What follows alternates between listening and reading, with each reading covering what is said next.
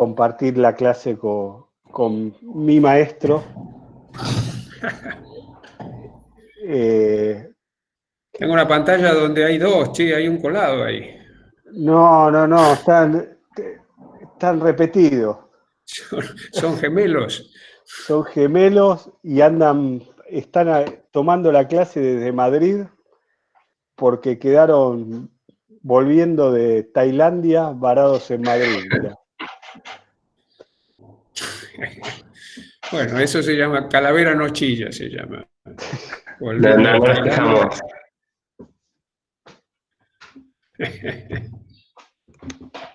Bueno, como hoy me pidieron, Leo, mis hijos me dijeron que no repita la misma anécdota que contamos siempre cada vez que nos encontramos, de cuando yo era alumno tuyo de dirección general, pero bueno, al día de hoy Leo, como les dije el otro día, es con quien yo sigo aprendiendo, consultando. Por culpa de Leo tuvieron que leer a François Joly, la teoría de la eficacia, así que se lo deben a Leo. Y también a Leo le deben haber escrito Identidad de las Organizaciones, que también tuvieron que leer estos días. Así que bienvenido, Leo, y como siempre, es como hoy le decía a mis hijos, estas son las maneras que tenemos estos días de recibir abrazos, ¿no? Haciendo estas cosas que nos gustan. Bienvenidos. Bueno, muchas gracias. Es un placer para mí volver a la Cátedra de Dirección General, donde trabajé durante más de 30 años. No sé si están por ahí, porque yo tengo en la pantalla solamente los primeros 16 que hay por aquí, pero... Tenemos 74 hoy. Debe estar Grace y debe estar Iván. Graciela ahí está. Iván acá llega estoy, tarde. Leo, Darío, gracias por la invitación. Iván es un impuntual digital. Sobrevuela. Puntualmente. No lo vemos, pero seguro está. Sí. Bueno, conversando con Darío quedamos en que iba a hablar yo un poco acerca de transformación digital. No va a ser el enfoque tradicional que yo tengo del tema, porque, bueno, primero porque hay que darle algún lugar a la pandemia y ciertamente, digamos, la pandemia tiene mucho que ver con cierta aceleración digital que estamos viendo estos días. No solo me refiero al teletrabajo, sino en otras esferas de la vida personal y también, digamos, de los modos de trabajo aún presenciales. Y lo voy a poner en el contexto de un análisis más amplio que yo estoy haciendo. Yo quiero testear con ustedes acá algunas ideas de un par de presentaciones que estoy preparando para congresos próximos no del ámbito de la administración, sino de la psicología de las organizaciones y del trabajo. Yo estudié ingeniería industrial por un lado y psicología social por el otro lado, así que de ahí viene esa otra beta. Con lo cual las primeras pantallas, la primera sobre todo que les voy a presentar, les puede generar algún grado de asombro.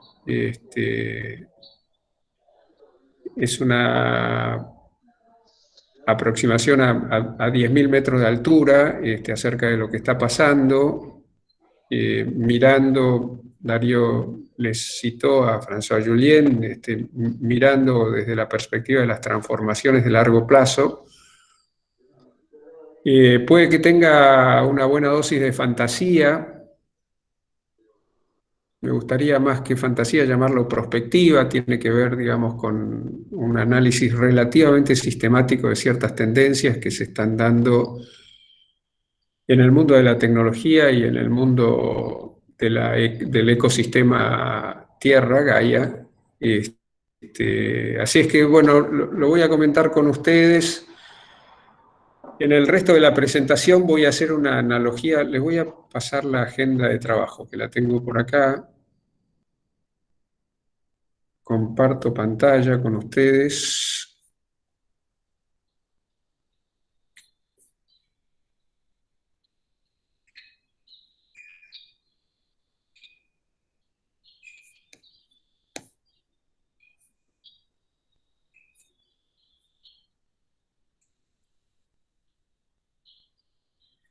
¿Están viendo?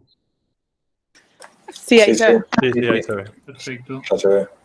Bueno, lo voy a maximizar. ¿Te acuerdas cuando empezamos la yo le- pandemia teníamos que practicar tanto esto? Ya estás hecho un experto Sí. total. No, sí, a esta altura del partido, hasta tengo el fondo borroso, como ustedes apreciarán, varios tips.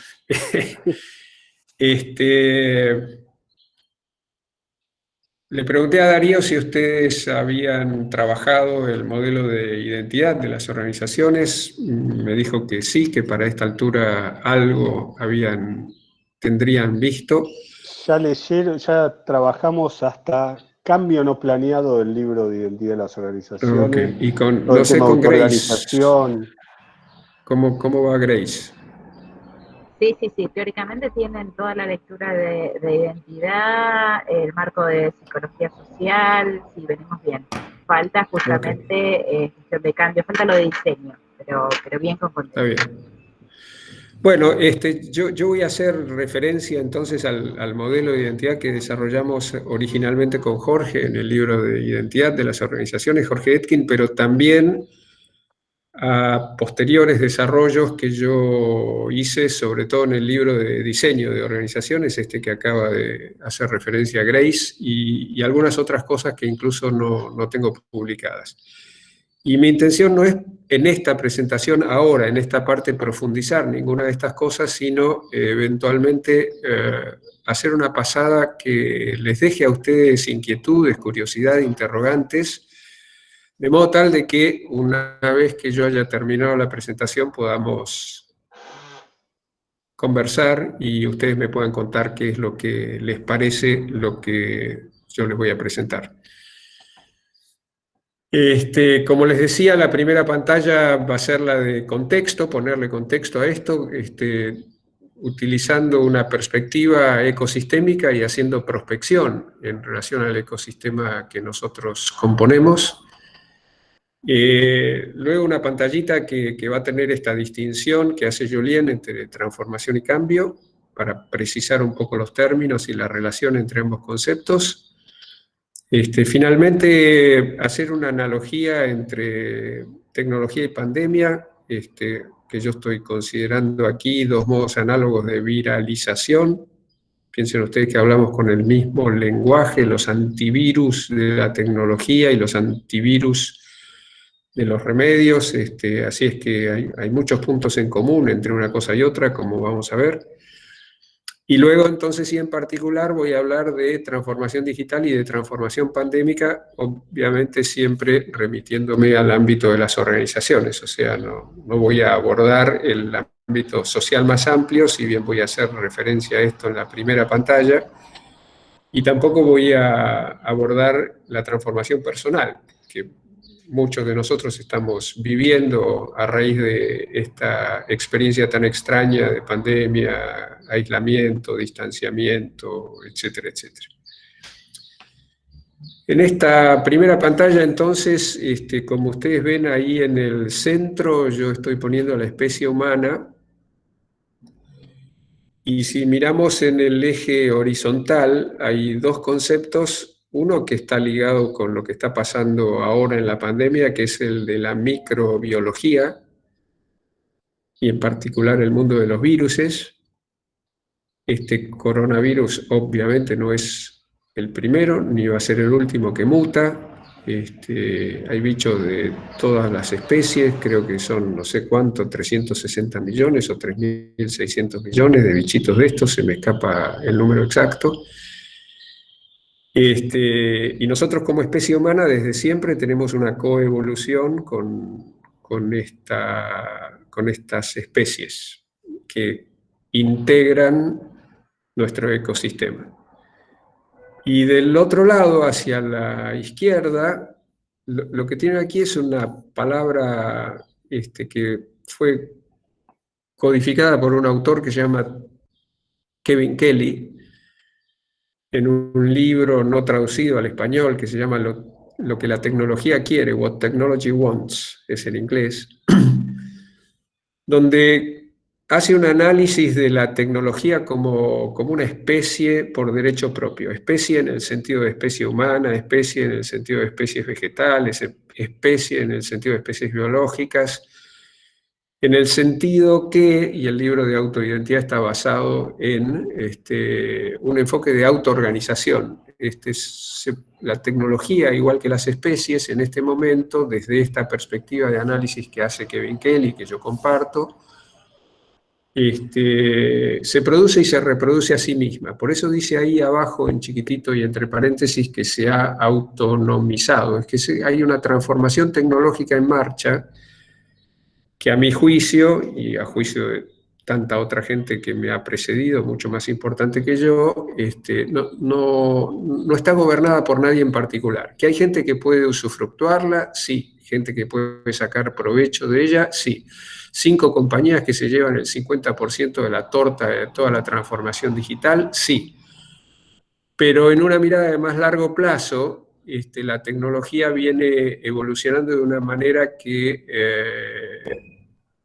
es extremadamente más rápida que la evolución de la especie humana. Entonces, lo que en este momento tenemos que pensar es qué es lo que pasa con esas diferencias de velocidades y cómo presumiblemente esto se proyecta hacia adelante y qué puede llegar a pasar.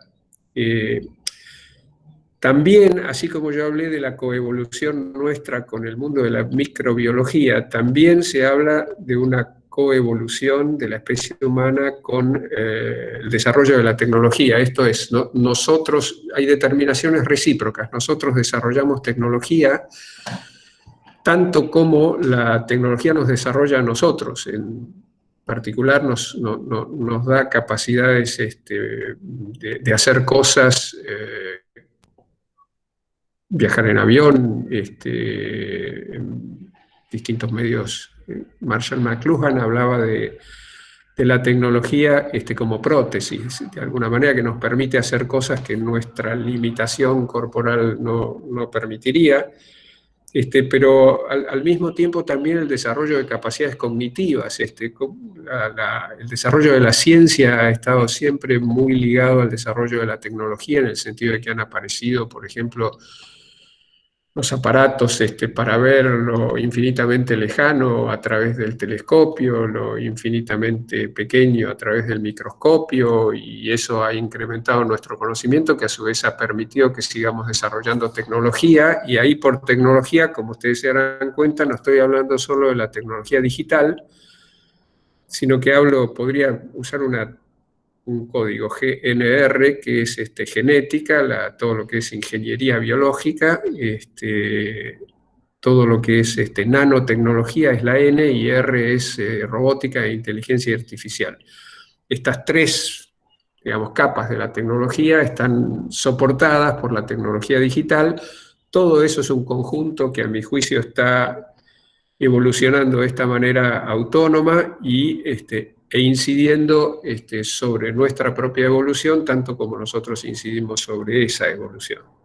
Entonces tengo coevolución del lado de la derecha con el mundo de lo microbiológico y coevolución del lado de la izquierda con el mundo tecnológico.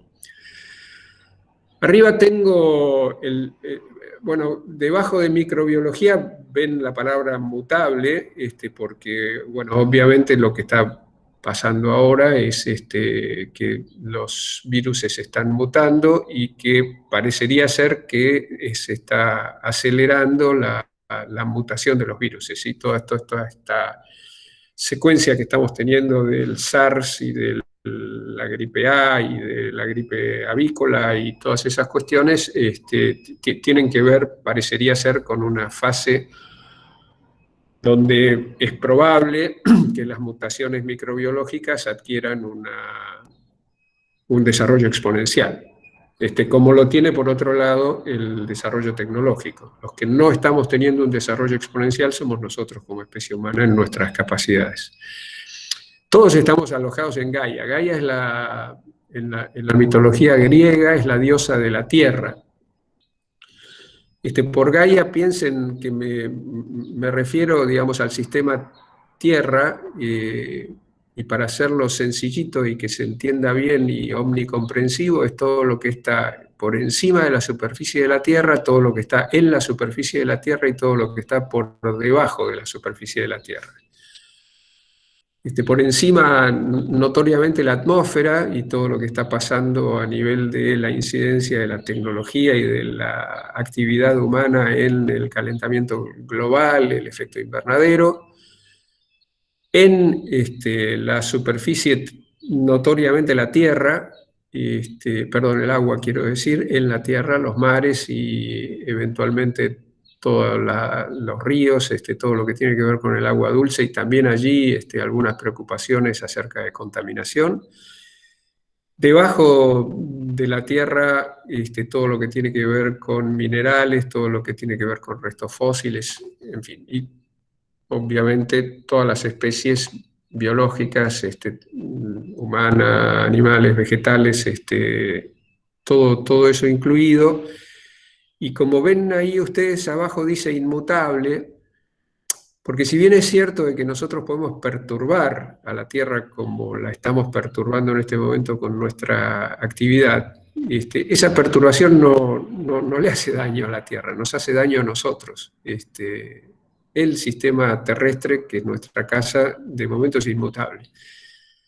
Es lo único de toda esta pantalla que no muta. Insisto mucho en esta cuestión porque decir que nosotros dañamos a la Tierra, que dañamos el medio ambiente, es una visión antropocéntrica. Y esto que yo les estoy presentando, si bien tiene la especie humana en el centro, exige que demos un paso al costado, que entendamos que somos uno más de tantos otros habitantes del ecosistema, no necesariamente el único, no necesariamente el más importante. La Tierra estuvo sin nosotros antes y va a estar sin nosotros después.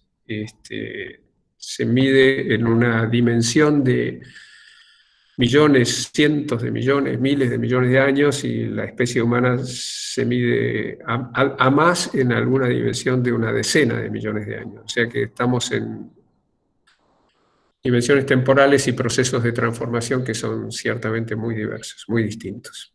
Y debajo está esta cuestión que viene originalmente de la cibernética y de la ciencia ficción, y es este concepto de cyborgs, que vendría a ser algo así como una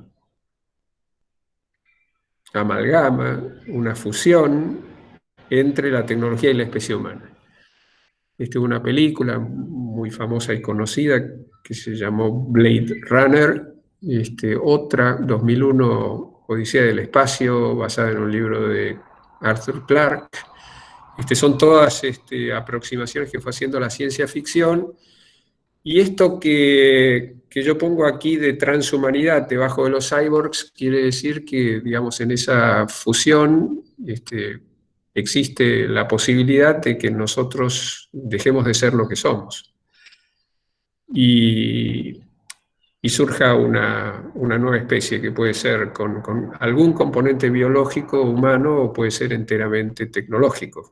Vaya uno a saber en el tiempo. Esta es la parte muy prospectiva y fantasiosa de mi presentación, pero les quiero señalar que no lo es tanto. Los invito, si ustedes quieran, lo tengo anotado por acá, para que lean, entre tantas otras cosas que pueden leer, un artículo que salió el 28 de agosto en el New York Times, la revista del domingo, se llama algo así como, bueno, habla de los implantes cerebrales. El autor se llama Moisés Velázquez Manoff, y lo que cuenta es de un señor, un investigador, Jack Gallant, que en el año 2011 logró saber lo que una persona estaba viendo a partir de su actividad cerebral. O sea, por sensores que se le ponían a la persona que captaban su actividad cerebral, se podía saber qué era lo que esa persona estaba viendo. Y esas visiones se grababan, o sea, los sensores decodificaban las señales, se grababan, y está en el artículo, en la versión digital, la similitud entre las imágenes de lo que estaban viendo las personas, eran algunos videoclips, y la manera en que los sensores recogían esa actividad cerebral y la transformaban en imágenes. No eran exactamente iguales, pero tenían una notoria similitud. Piensen que estoy hablando de 2011, que estoy hablando de tecnologías no invasivas, en el sentido de que no eran implantes, eran sensores, y que si esto significaba que en 2011 ya teníamos desarrollada la capacidad de leer la mente, leer lo que la mente está viendo, en este caso a nivel del córtex visual, que es donde se desarrolla la actividad cerebral relacionada con la vista, sí teníamos la capacidad de leer eso, la señal viniendo del córtex visual hacia los sensores y siendo decodificada, es muy fácil revertir la señal, pensar por lo menos en revertir la señal y en decir que le vamos a mandar imágenes a el cerebro para que vea lo que nosotros queremos que vea. Lo cual es sumamente peligroso, como se imaginarán. Y esto va mucho más allá del desarrollo incipiente, pero también notorio, de la realidad virtual y en particular de la realidad aumentada.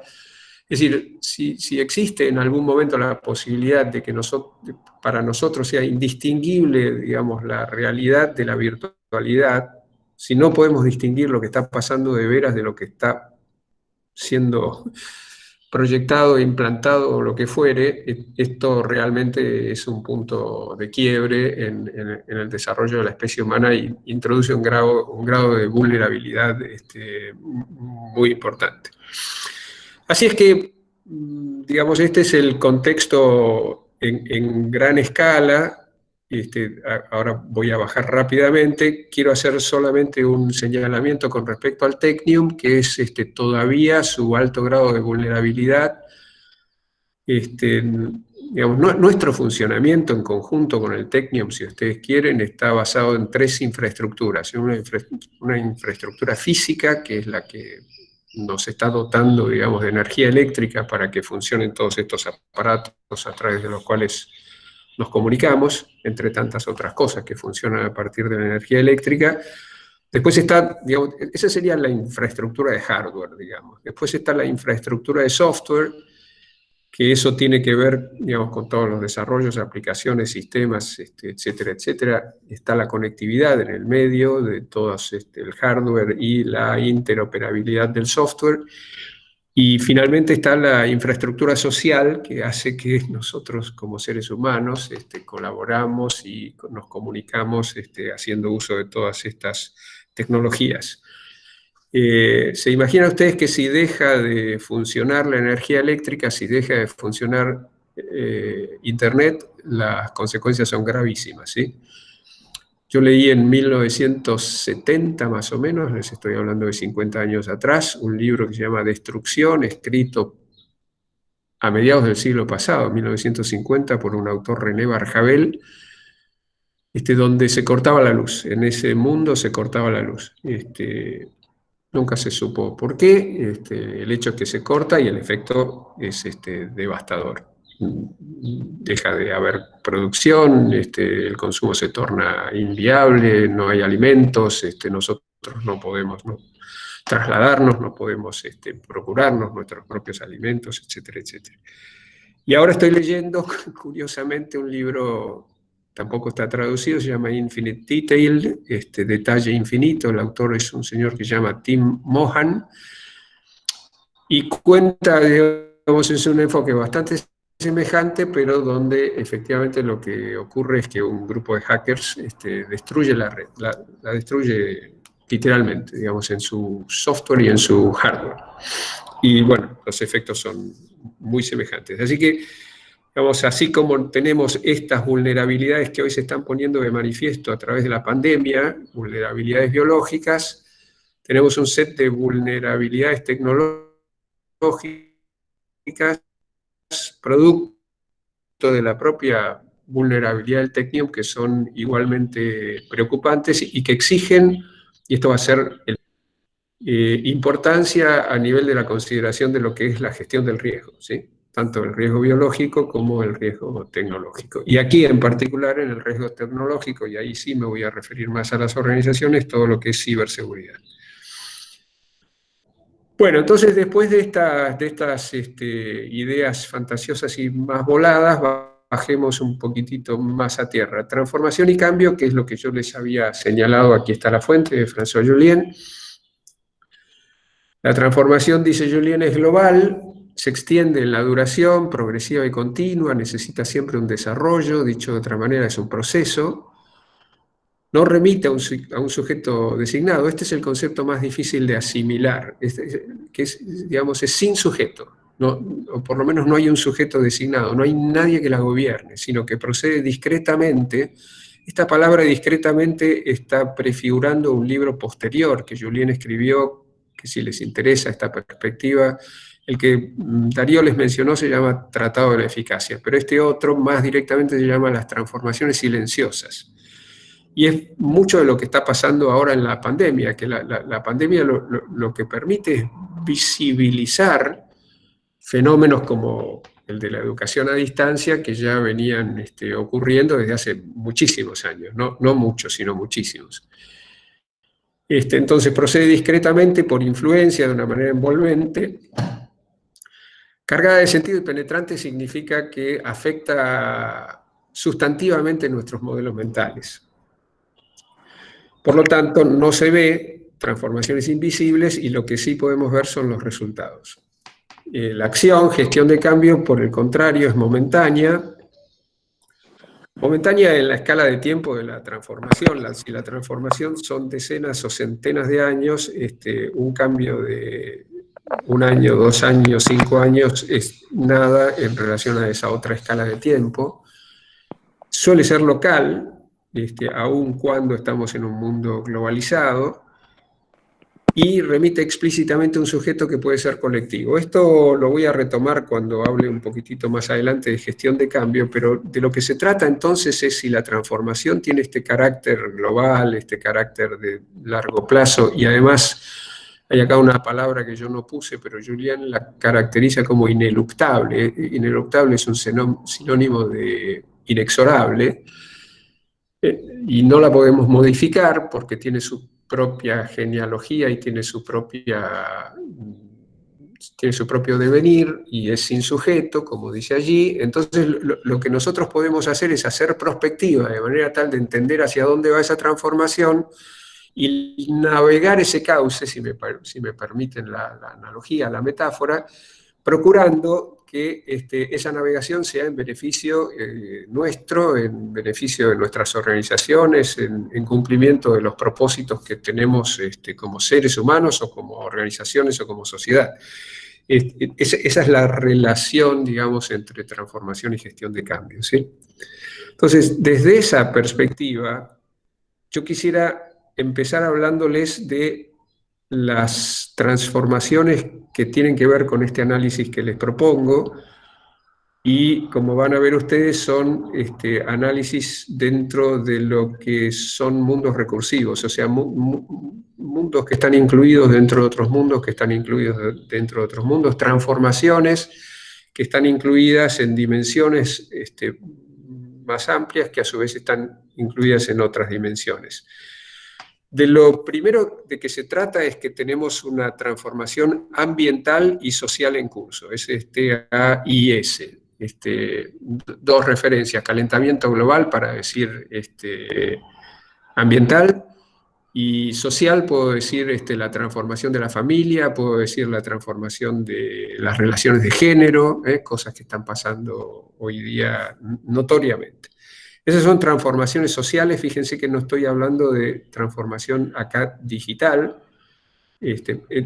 de a quién más estoy hablando ahora de transformación digital, pero quiero decir que en esta dimensión todavía no introduje lo digital. Lo digital viene ahora, donde tengo dentro de estas transformaciones ambientales y sociales en sentido muy amplio, una transformación digital que está operando en la sociedad. El ejemplo paradigmático de lo que está pasando con eso son las redes sociales. Todo lo que ustedes viven dentro de las redes sociales, digo ustedes porque yo trato de hacer abstinencia de ellas, no me resultan muy simpáticas hasta por una cuestión etaria, si ustedes quieren, me llegaron tarde, pero veo jóvenes como ustedes que no es que utilizan las redes sociales, sino que viven en las redes sociales y que todo lo que hacen en el mundo digital lo mediatizan a través de las redes sociales. Ese es un fenómeno de transformación digital a nivel social. Y luego lo que tenemos es una transformación digital que entra por el dominio de las capacidades en la organización.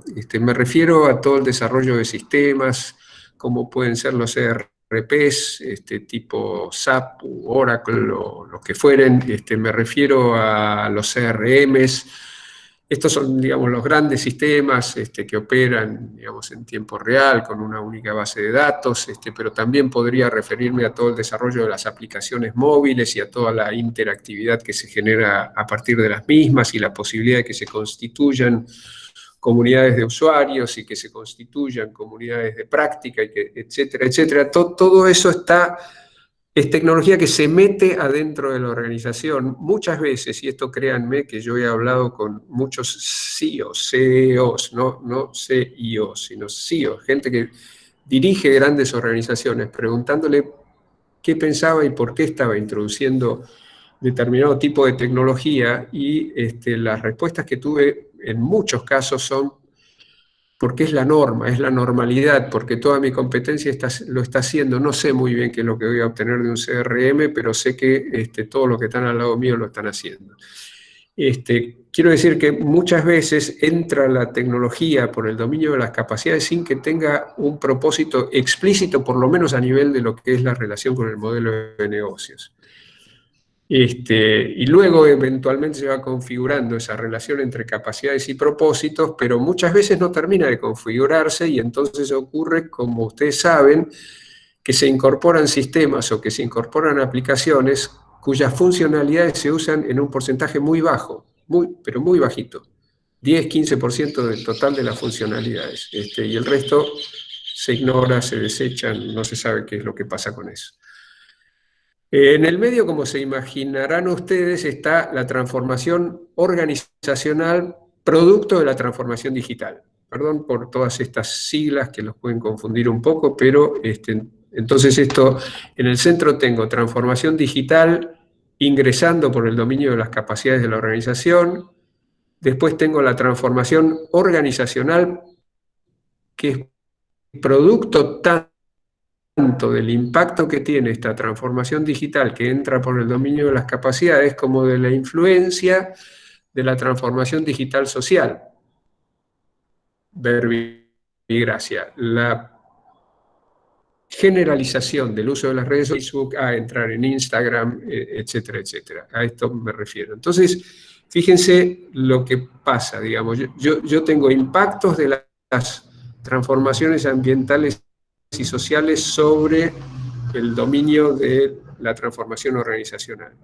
Tengo impacto de la transformación digital social sobre la organización, y tengo el impacto de la transformación digital que entra por el dominio de las capacidades con la tecnología y aplicaciones específicamente organizacionales, y por lo tanto, como ustedes ven con las flechitas, este dominio de la transformación organizacional está supeditado a tantas estas otras transformaciones, y en general viene detrás de ellas, que es la otra brecha que se genera, digamos. Son más rápidas las transformaciones que estamos mencionando, y en particular la TDS y la TDO, que la TOD.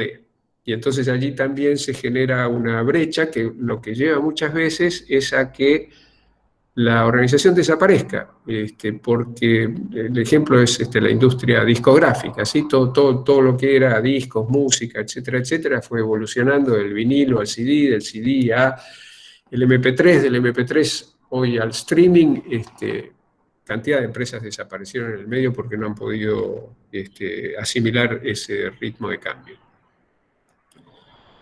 Fíjense lo que va a pasar ahora. Esto es la voltereta. Nuestro foco es tratar de entender qué tenemos que hacer con eso, ¿sí? Les quiero hacer esta analogía. ¿Qué pasa si yo digo transformación ambiental y social es lo mismo que antes? Acá no cambió nada. Pero ahora lo que pongo aquí es la transformación pandémica, la transformación CB-COVID, la transformación COVID a nivel social. Esto es todo lo que está pasando con el tema del distanciamiento, todo lo que está pasando con el tema de la prevención, todo lo que está pasando con la confianza y la eventual desconfianza en relación al otro como posible portador del virus a nivel social. No me refiero a nivel organizacional. Cuando yo salgo aquí de mi casa, cuando voy a la plaza, cuando voy a correr, cuando hago las compras, cuando me encuentro o me desencuentro con mi familia, con mis nietos, etcétera, etcétera. Ahí hay una transformación de las relaciones sociales producida por este bichito, el COVID, ¿sí? Este TCBS es análogo al TDS que vimos en la pantalla anterior. O sea que de aquí en más, imagínense que voy a sustituir simplemente la D por la CB y voy a tener transformaciones del mismo calibre, y además voy a tener el hecho de que la transformación digital tiene mucho que ver con la capacidad de procesar la transformación del COVID. Porque Internet en esto ha salvado muchas vidas, en el sentido de que nos ha permitido seguir trabajando y seguir haciendo cosas sin tener el riesgo de infección. Entonces tengo adentro la transformación del COVID a nivel organizacional. ¿Por dónde entra, digamos? También entra por el dominio de las capacidades a través de lo que son los protocolos.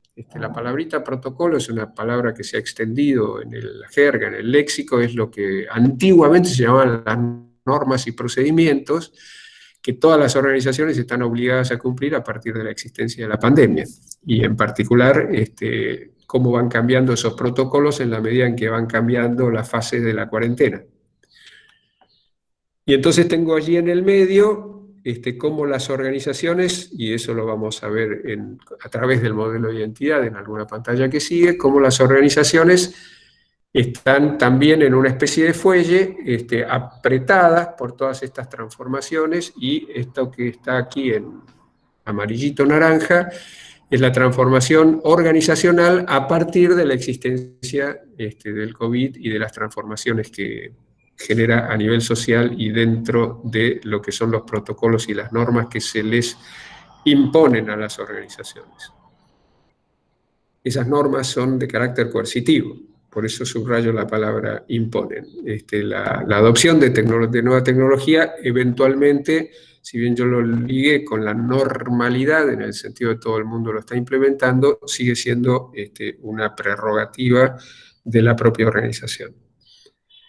Tengo las mismas flechas de entonces y tengo la misma dificultad de cómo las organizaciones, en particular, por ejemplo, para señalarles la dificultad de las pymes para poder adaptarse a los protocolos, a las normas y a los procedimientos, en un momento donde obviamente les ha bajado enormemente las ventas, por lo tanto las rentabilidades no existen, están subsistiendo a nivel de subsidios, y tienen que hacer muchas veces inversiones para poder cumplir con los protocolos, ya sea en sus procesos de venta, ya sea en sus procesos de manufactura, si es que la tienen, o de prestación de servicios, y no están en condiciones financieras de hacerlo, ¿sí? Esto es lo mismo de los circulitos, pero ya empiezo a codificarlo y me empiezo a acercar un poco al modelo de identidad. Fíjense que aquí tengo las mismas TD. Acá voy a señalar con el cursor. Tengo la transformación digital, esto es para transformación digital a nivel social. Acá tengo la transformación digital a nivel organizacional, la que entra por las capacidades, y acá tengo la transformación organizacional a nivel digital, para procesar, digamos, la digitalización y el impacto que viene de afuera y que viene del dominio de las capacidades. Y lo que tengo aquí es la gestión del cambio, que significa gestión del cambio digital a nivel de la tecnología que las organizaciones incorporan, o sea, de sus capacidades. Y acá tengo la gestión del cambio organizacional a partir de la introducción de esta tecnología digital. Este es un enfoque de gestión de cambio. Para la gestión de cambio yo tengo desarrollado en otro lugar, no va a ser objeto de esta presentación, todo lo que deberían ser las políticas que rigen una organización sana, y por una organización sana ustedes ya se van imaginando que me estoy refiriendo a valores, que me estoy refiriendo a un marco axiológico. Aquí hay alguna, digamos, aproximación a eso, postulando que todo lo que hagamos con respecto a la transformación digital debería ser basado en valores que tienen que ver con la inclusión, con la colaboración y con la distribución equitativa de los recursos. También de eso puedo responder si ustedes tienen inquietudes y preguntas.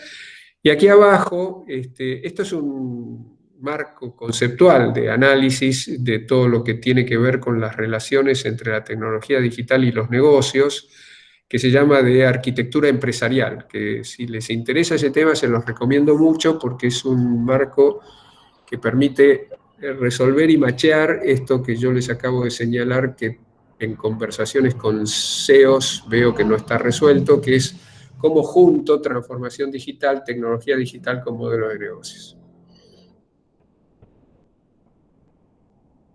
En el modelo de identidad de las organizaciones, vamos a ver cómo se ve todo esto. Voy a hacer una rapidísima, digamos, pasada por el modelo en sí.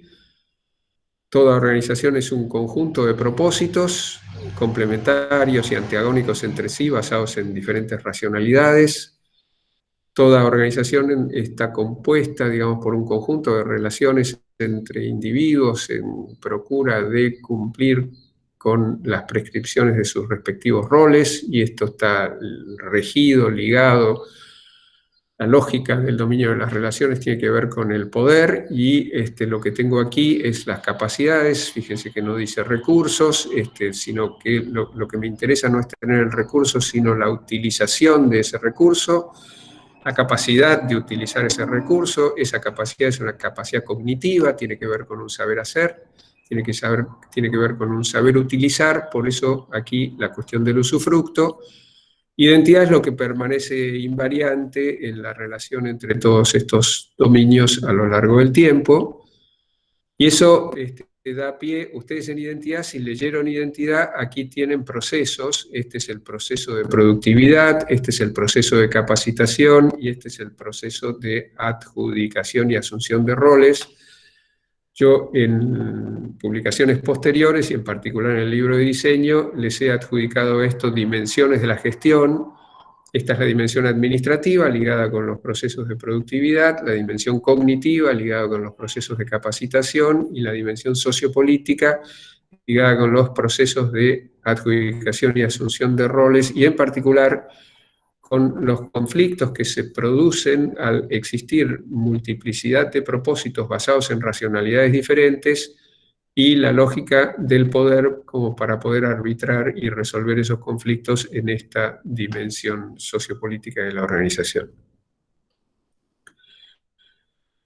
En desarrollos posteriores que yo no he publicado, esto lo voy a mencionar simplemente porque viene después en alguna pantalla, pasé de esta versión que es más descriptiva y analítica a esta otra versión que es más propositiva y operacional, instrumental, donde a los propósitos los empiezo a considerar como propuestas de valor y pienso en los distintos stakeholders, en los distintos grupos de interés a los cuales el gobierno de una organización se tiene que dirigir a través de sus objetivos y de sus planes, que son, entre otros, los clientes, los empleados, los accionistas y la comunidad. Estos son, sin duda, los más importantes. Aquí las relaciones se transformaron en redes de valor vamos a ver algo de eso un poquitito más adelante en la aplicación del modelo a la pandemia. Y estos son cadenas de valor que tienen que ver con, digamos, el anudamiento entre los distintos recursos y capacidades para poder servir a los distintos clientes, empleados, accionistas y comunidad. Aquí intervienen también, sin duda, por lo de cadenas de valor, los proveedores, y todo ello en el marco de las relaciones que tengo establecidas con cada una de estas partes interesadas.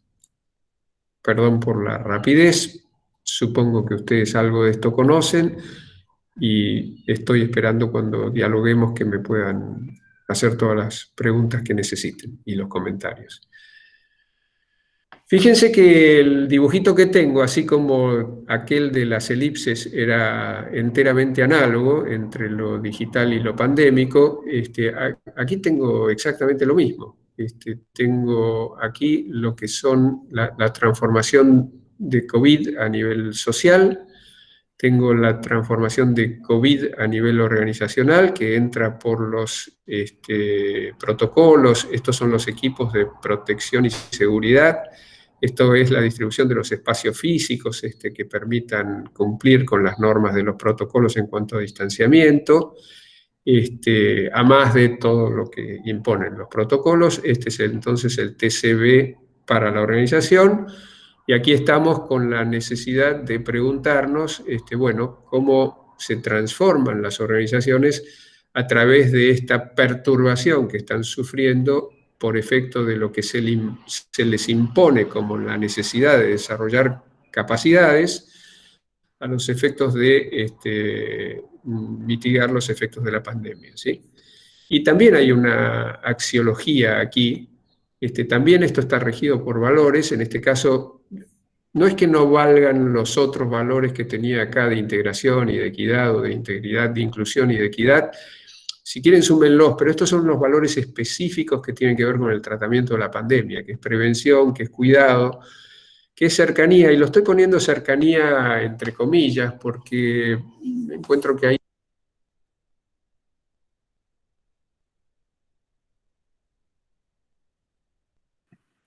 Se te silenció, Leonardo, el micrófono. Perdón, sí, está silenciado, profe.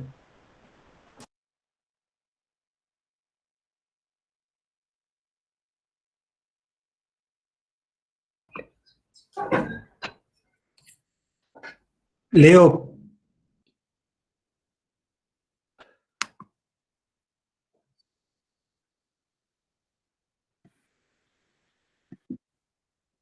A ver ahí. No.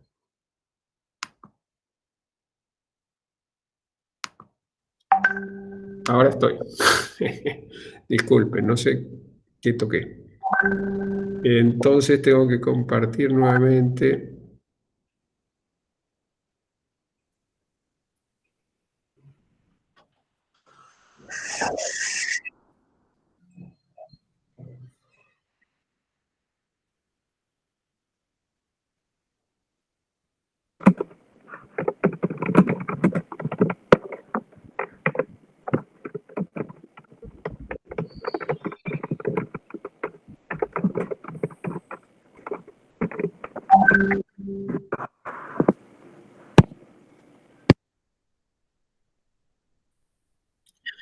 ¿Estoy aquí otra vez? Sí, Leo, ya estás. Bueno, entonces ven ustedes el isomorfismo, ¿sí? Es lo mismo, y sin el ánimo de complicarles excesivamente. Estaba hablando de la cercanía, y la paradoja, digamos, de que, digamos, lo que impone el cuidado es la necesidad de mantener la cercanía y la cohesión en el marco de la distancia, ¿sí? Este es un tema interesante para trabajar, sobre todo desde este punto de vista pandémico. Y entonces, ahí está, se me junta todo, ¿sí? y hay evidentes analogías. Yo en estas presentaciones que voy a hacer, una es un congreso en Brasil, la otra es un curso en Colombia, voy a hablar de estos dos modos de viralización, y de las analogías y las eventuales complementariedades que hay entre estos dos modos de viralización que estamos sufriendo. Para pasar y terminar con el análisis a través del modelo de identidad ya explícitamente, necesito primero hacer referencia a esto que tiene que ver con lo que se llaman, lo ven ustedes aquí, los aceleradores digitales. Los aceleradores digitales en esta versión, que viene de una consultora que se llama Deloitte, están considerados como 3. La capacidad de cómputo, esto tiene que ver con la ley de Moore, si alguno de ustedes alguna vez la escuchó, que tiene que ver con cómo se va incrementando la capacidad de cómputo y al mismo tiempo se va reduciendo el costo de esa capacidad. Después, la capacidad de almacenamiento, fíjense en los costos, ¿no? En 1992 estos eran los costos, hoy son prácticamente, digamos, muy bajos.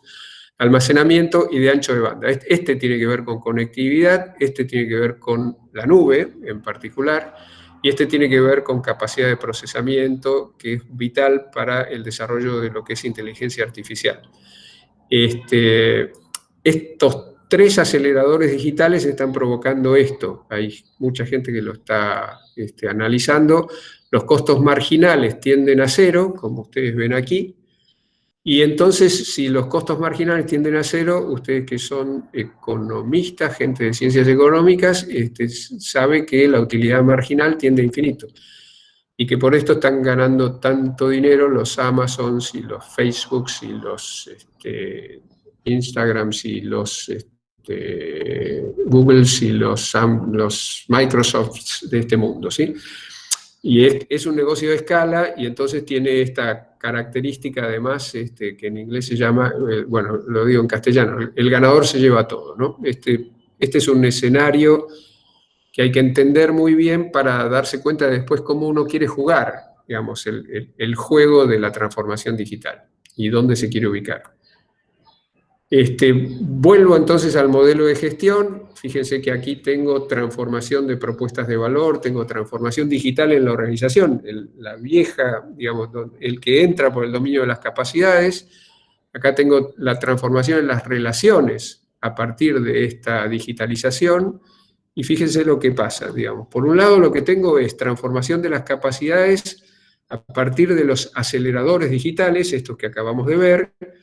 Y las manifestaciones de eso son la inteligencia artificial, la automatización, la robotización, todo lo que tiene que ver con blockchain, cadenas de bloques, y en particular monedas virtuales como es el Bitcoin, todo lo que tiene que ver con Big Data y analítica, la posibilidad de manejar enormes volúmenes de información y sin embargo sacar conclusiones muy precisas y muy particularizadas, y el desarrollo de las tecnologías cognitivas que tienen que ver con el reconocimiento facial, con el reconocimiento de la voz, y que son estas tecnologías cognitivas en particular, junto con estos procesos de inteligencia artificial, los que dan pie para que esa comunicación máquina-cerebro se vaya acercando tanto como para pensar que la cuestión de los cyborgs o que el momento de la singularidad no estén tan lejanos. El momento de la singularidad yo no se los mencioné antes, pero para todos quienes trabajan en esta línea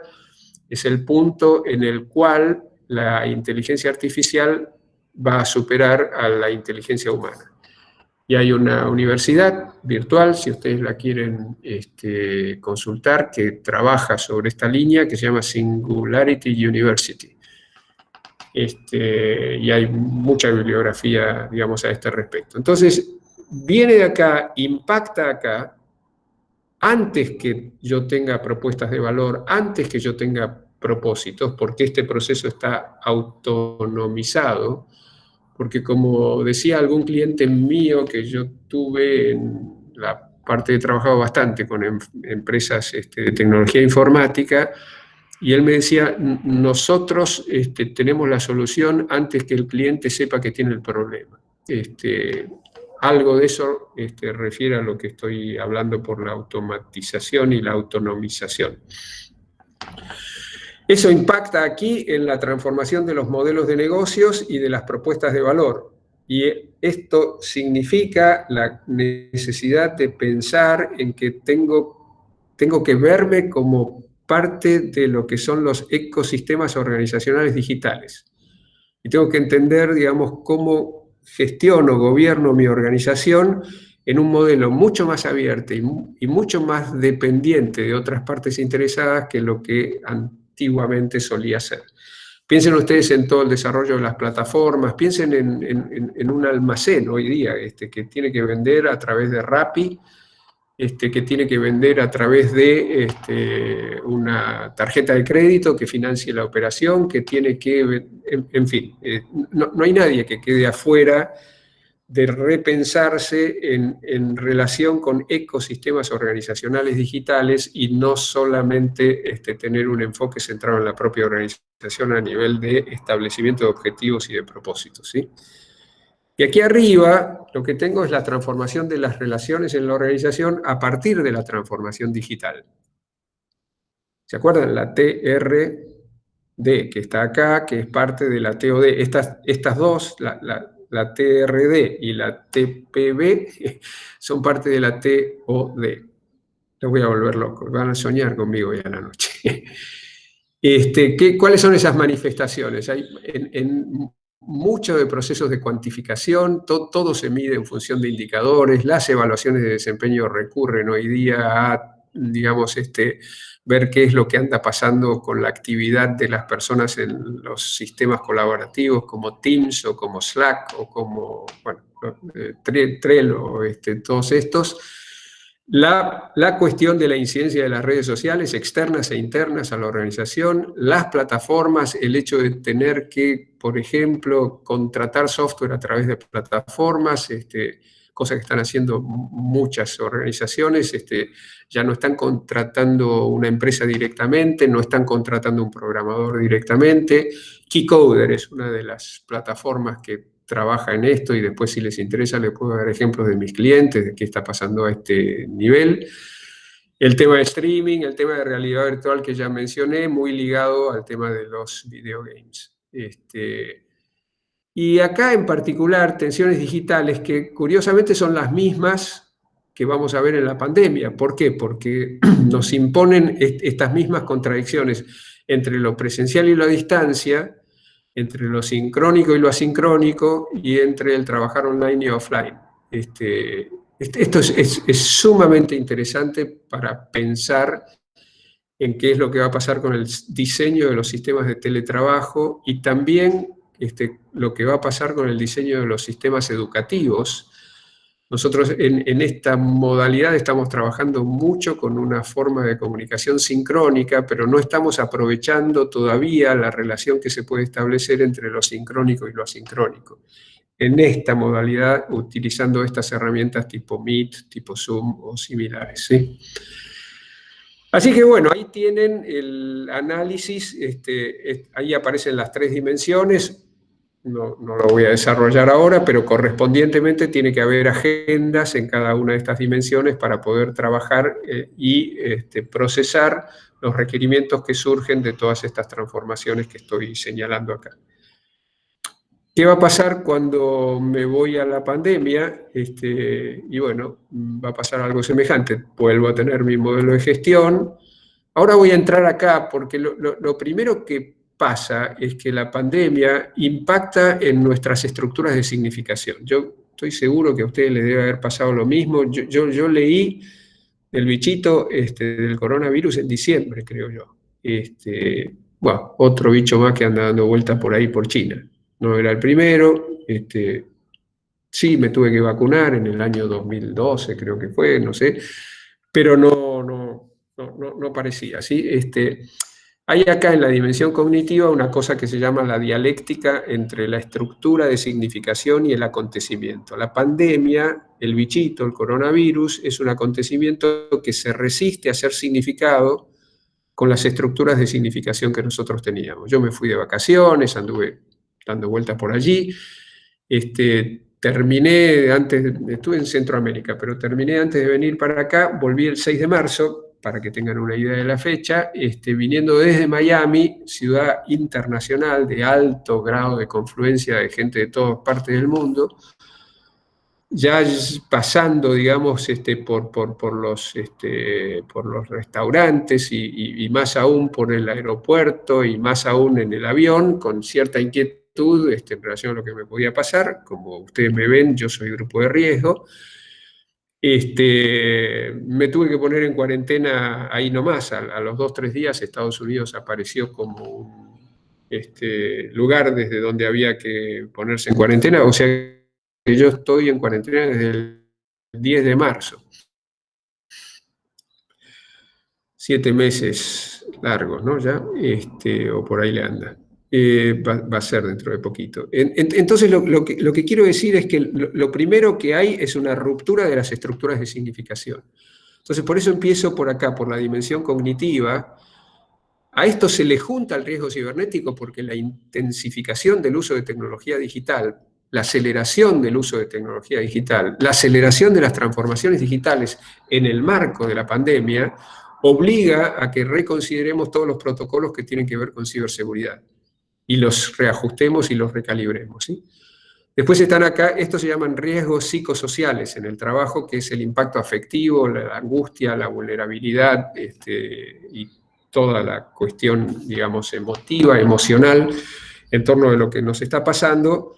Y señalo el riesgo ambiental, no porque se haya agudizado, por el contrario, digamos, en los primeros tiempos de cuarentena lo que hemos visto es cómo disminuyó bruscamente la contaminación ambiental, la contaminación sonora, y ahora vamos viendo cómo de a poco, bueno, el cielo ya no es tan celeste como era en los primeros días de cuarentena. Hay algo aquí de contaminación ambiental, pero pensemos en el largo plazo en función de estas transformaciones y de la inmutabilidad de Gaia que yo les señalaba, de que el tema, y lo vienen señalando todas las agendas, el tema del cambio climático puede llegar a ser enormemente más aterrador que lo que es esta pandemia, ¿sí?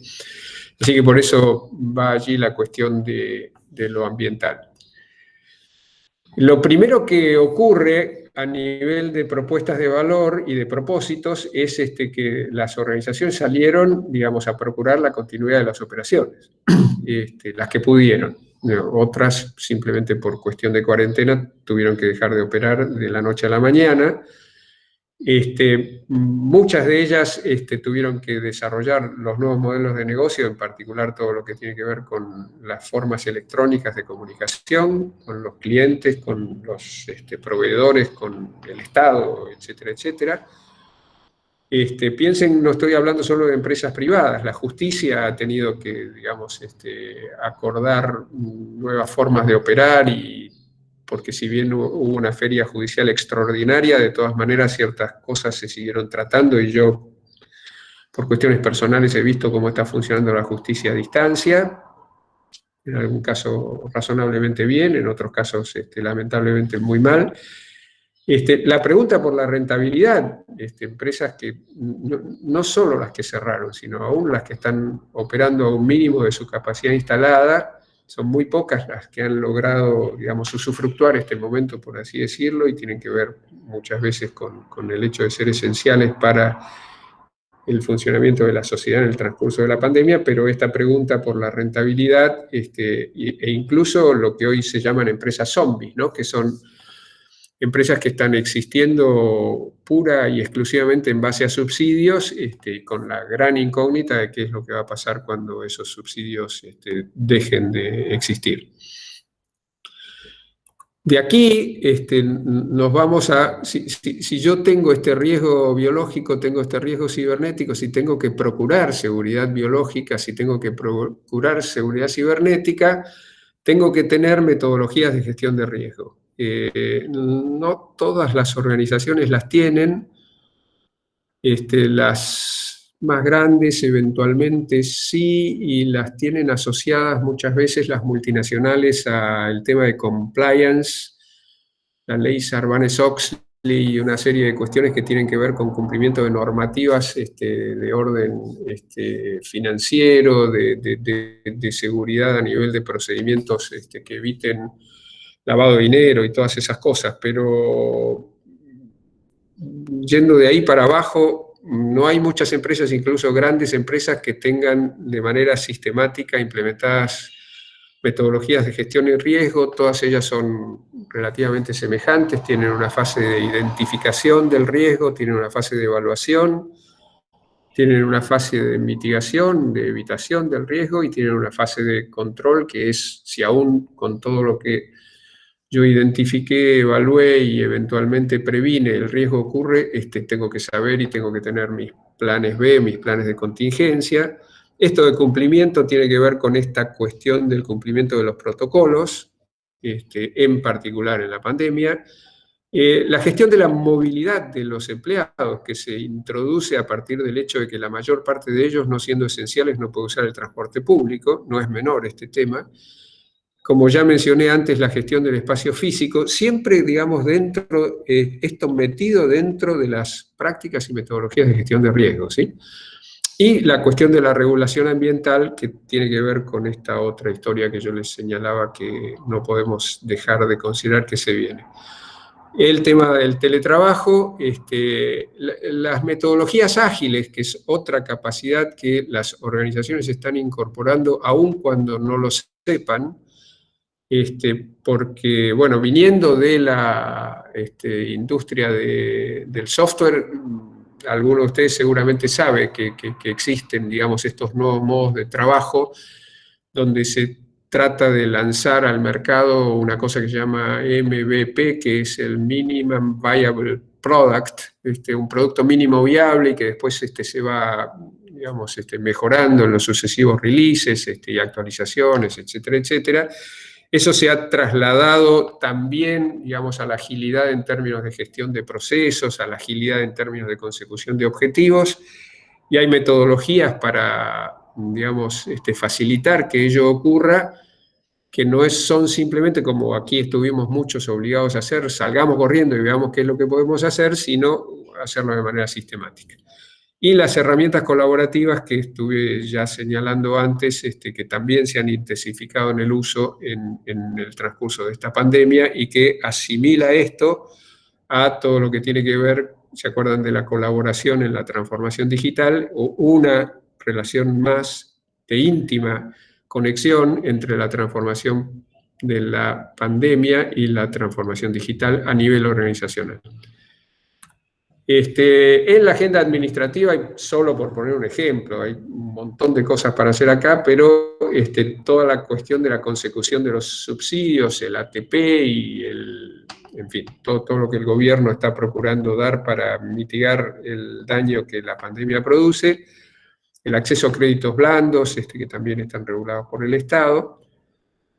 Aquí un concepto que yo se los dejo nada más que como una referencia, que es, si aquí yo tengo la imposición de estos protocolos, que son además de carácter compulsivo, y si estoy diciendo que no todas las empresas están en condiciones de cumplirlos, y estoy diciendo además que muchas veces las normas y procedimientos que entrañan estos protocolos no se adecuan exactamente a las necesidades de determinados tipos de industria, entonces lo que tengo que tener en cuenta es este concepto que yo estoy desarrollando por otro lado, que tiene que ver con el monto de transgresión tolerable.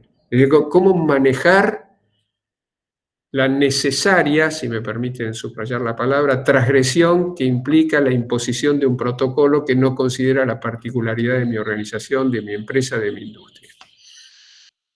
Todo un tema para trabajar. Las negociaciones que devienen de eso con las autoridades de aplicación y regulatorias, las negociaciones entre los propios compañeros de trabajo, cuando aquí dentro de lo que es las relaciones de trabajo están los turnos y están los que vienen cada 14 días y después vienen otros para que no se infecte, digamos que si infecta uno no se me van todos afuera, sino que se me va solo la mitad, y los roces que se generan en ese paso entre los que vienen de un turno y los que van al otro turno, los que dejan de venir porque tienen que aislarse, porque piensan que tienen pero no tuvieron, y entonces entonces en realidad vos no viniste porque no querías trabajar, no porque, bueno, incontables experiencias que seguramente ustedes están teniendo, no todo es de color de rosa en las relaciones entre las personas en las organizaciones, y aquí, y con esto termino, 3 valores estoy poniendo para, digamos, decir, hacia dónde trato de encauzar todo esto que yo les acabo de señalar que ocurre en el dominio de las relaciones a partir de la imposición de estos protocolos, a partir de la transgresión que necesariamente implican, a través de la incertidumbre que me genera la continuidad de las operaciones. ¿Estaré en una empresa zombie o no estaré en una empresa zombie? Tengo, digamos, seguridad de que voy a seguir, qué es lo que va a pasar cuando esto termine, etcétera, etcétera. Y yo vuelvo a poner acá la cuestión axiológica y digo, el gobierno de una organización tiene que estar regido en los propósitos, las propuestas de valor, en particular para los empleados, pero también para los clientes, bueno, para todas las partes interesadas. Son, digamos, prevención, primera función del gobierno, prevención, generar un clima de seguridad. Colaboración, cooperación, procurar y desarrollar el trabajo en equipo, y confianza, tener siempre, y esto está muy estudiado acerca de cómo liderar en estos tiempos y a la distancia, siempre, digamos, una visión de futuro. Es muy difícil que podamos sobrellevar esta situación de emergencia si no podemos construir y si quienes gobiernan nuestras organizaciones no nos ayudan a construir una visión de futuro acerca de lo que puede pasar con nuestra organización. Colorín colorado.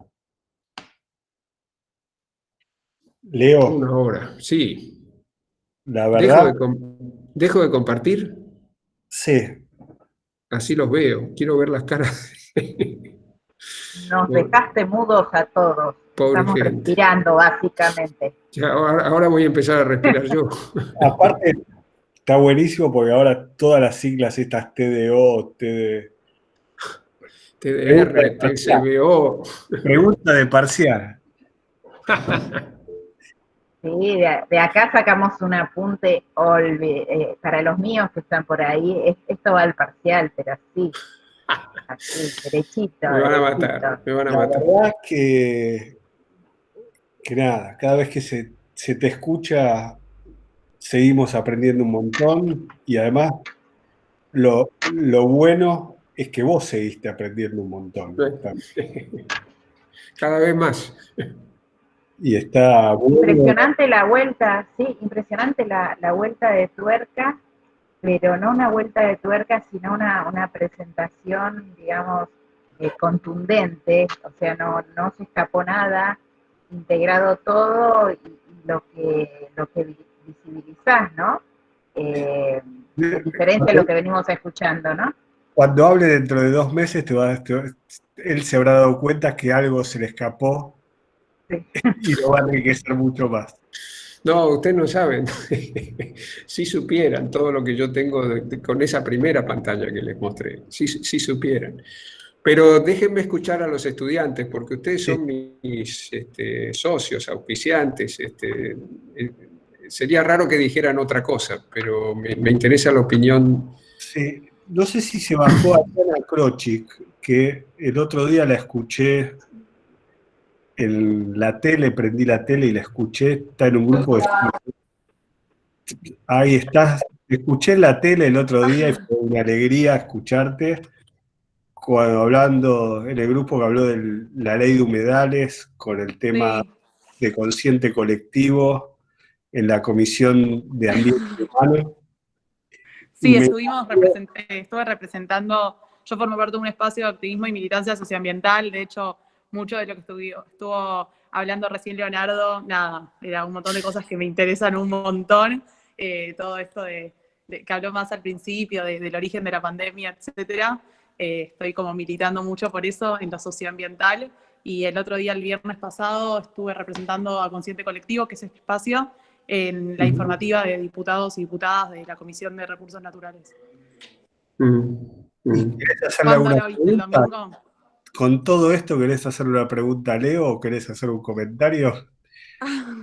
No, me pareció súper interesante y me parece también esto de cómo se relaciona, ¿no? Todo esto de los organismos y también como cuando uno ya también adapta, me quedo con algo que dijo antes al principio, de esto que adapta, así como el organismo puede adaptar ciertas, como a veces se habla de las enfermedades, como fue un poco también el origen de esta enfermedad zoonótica que se puede seguir reproduciendo, de que el organismo ya que genera sus propios anticuerpos, digamos, para este tipo de enfermedades y después terminan como que quedan en la naturaleza, digamos, y así se reproducen estos vectores de enfermedades. Ahí Leonardo me hace así. No, pero que después esto también pasa en las empresas muchas tecnología. veces. Y en las tecnologías, claro, como que ya queda instaurado como este problema, digamos, y se generan sus propios anticuerpos para eso. Nada, me pareció súper interesante esa comparación que hizo y me quedo con eso. Sí, fíjense que el lenguaje además es el mismo, ¿no? Antivirus, prevención, falta vacuna, ¿cómo hacemos para darnos una vacuna que nos evite la viralización de las noticias falsas? Eso todavía no está.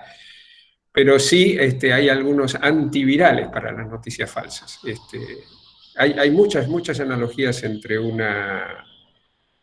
una forma de viralización y la otra. Bueno, ¿quién quiere hablar? Profe, buenas tardes. Elmer, mi nombre. Sí, Elmer. Casi licenciado en administración, cursando mi última materia. La verdad que un gusto escucharlo. Usted comenzó en un momento hablando con respecto a la contaminación. Anoté un montón de cosas, pero la que más me interesó, hablaba de la contaminación ambiental, la contaminación sonora, pero el tema estuvo referido en su gran mayoría a lo que es la parte digital. ¿Qué va a pasar con la contaminación digital a futuro?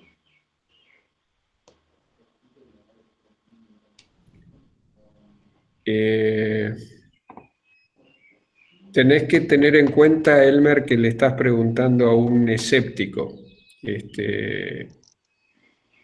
Con lo cual mi respuesta es, va a pasar lo mismo que lo que me parece que va a pasar con la contaminación ambiental y que va a pasar con la contaminación biológica, que es que vamos a perder la batalla. Porque no hay alineamiento a nivel de las respuestas, y no hay un poder global que permita que esas respuestas se alineen. Entonces, yo que he desarrollado, estas son las cosas que yo no dije, pero bueno, tu pregunta me sirve. Del lado de la derecha, de esos cuadritos que yo presenté donde superpuse transformación biológica y transformación tecnológica o digital, del lado de la derecha tengo la bioética.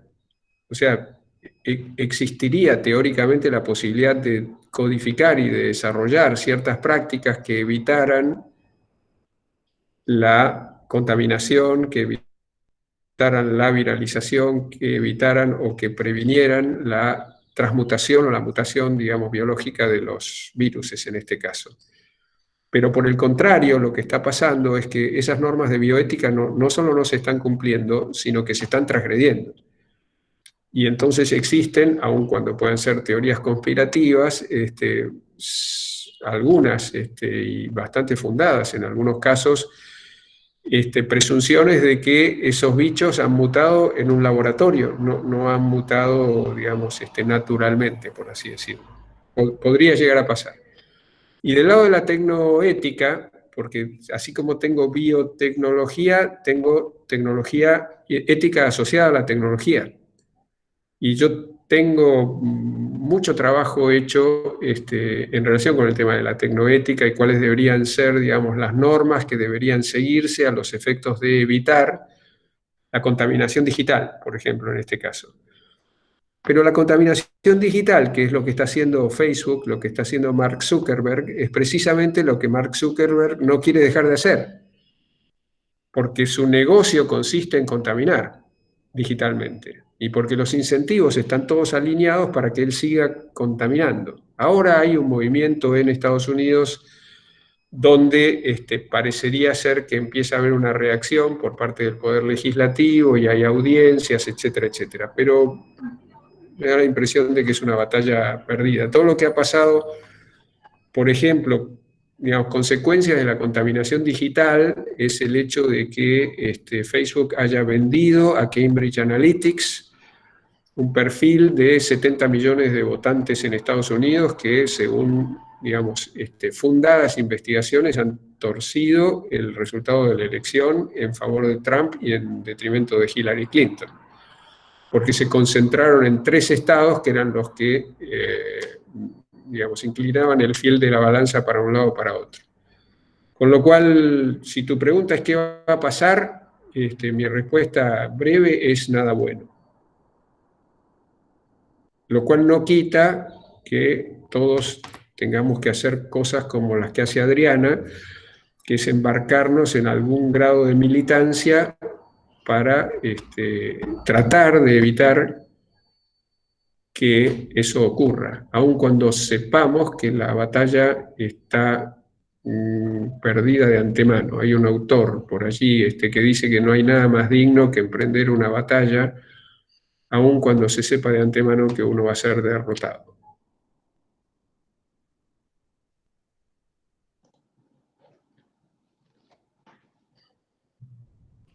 Muchas gracias.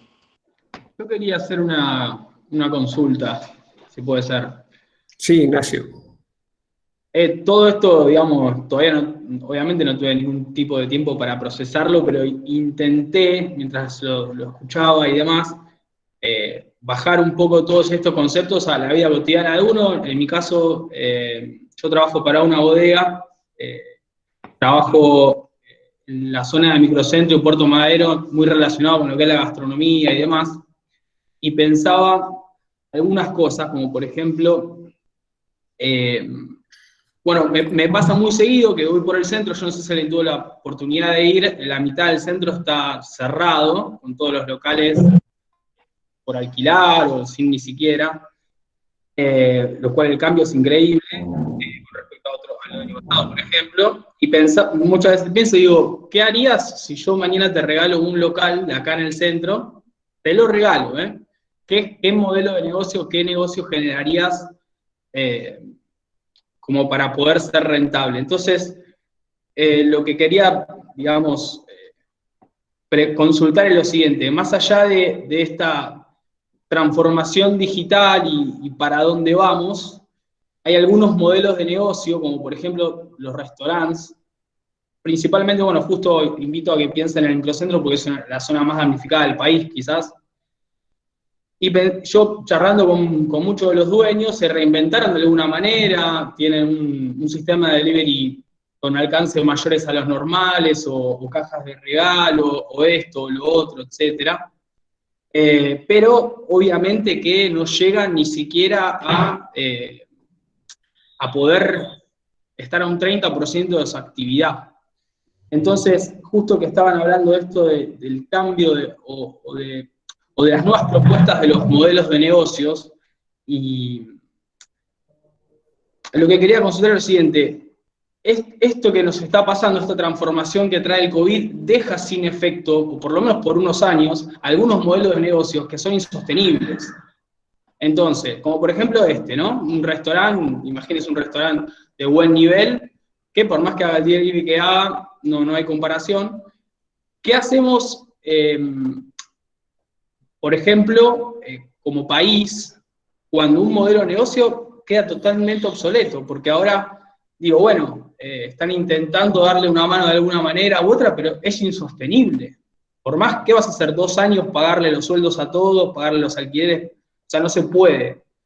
Entonces, bueno, un poco estaba pensando en eso y decir, ¿qué se hace como sociedad con este tipo de situaciones? Pero me engañaste como el lobo a Caperucita, porque me dijiste que me ibas a hacer una pregunta para bajar a tierra y me terminás preguntando qué se hace como sociedad. Bueno, es que un poco, más que todo relacionado con la parte de gobierno, que de la última filmina creo que es, Sí. en donde, bueno, inclusive quizás uno puede pensarlo hasta como el dueño de, es decir,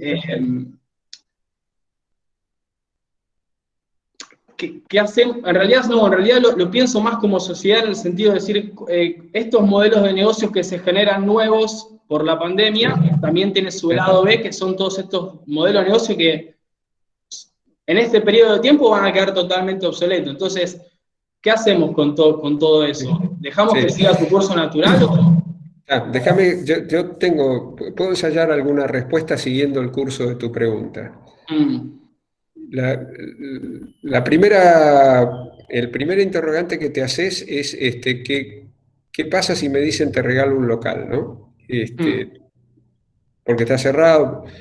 Si te ofrecen, si te regalan un local, tómalo. Este consejo, tomámelo. Si te regalan un local, tómalo, porque en 2 años el restaurante va a estar funcionando igual que funcionaba antes de la pandemia. Ese negocio tiene una característica de identidad, ahora voy a hablar del modelo de identidad, que tiene que ver con el hecho de que la gente tiene la necesidad de juntarse y que la comida es un evento social de encuentro. Eso corresponde con el carácter gregario de nuestra especie humana. Sí. Y me parece que lo que yo estoy diciendo está avalado por el hecho de que ahora, cuando se han abierto los restaurantes y tenemos las mesas en las calles, por lo menos por aquí, por mi casa, están todos llenos. Están todos llenos. La gente se abalanzó, digamos, a los lugares. Y en algunos casos hacía frío todavía, o sea que sentarse en la veredita a las 8 o 9 de la noche a chupar frío con 10 grados para comer al aire libre es un tema. Y acá, zona privilegiada, todo lo que quieras. El microcentro tiene otra realidad, pero esta pandemia, del coronavirus, no va a durar para siempre. No tenemos que proyectar ahora la cuarentena para siempre.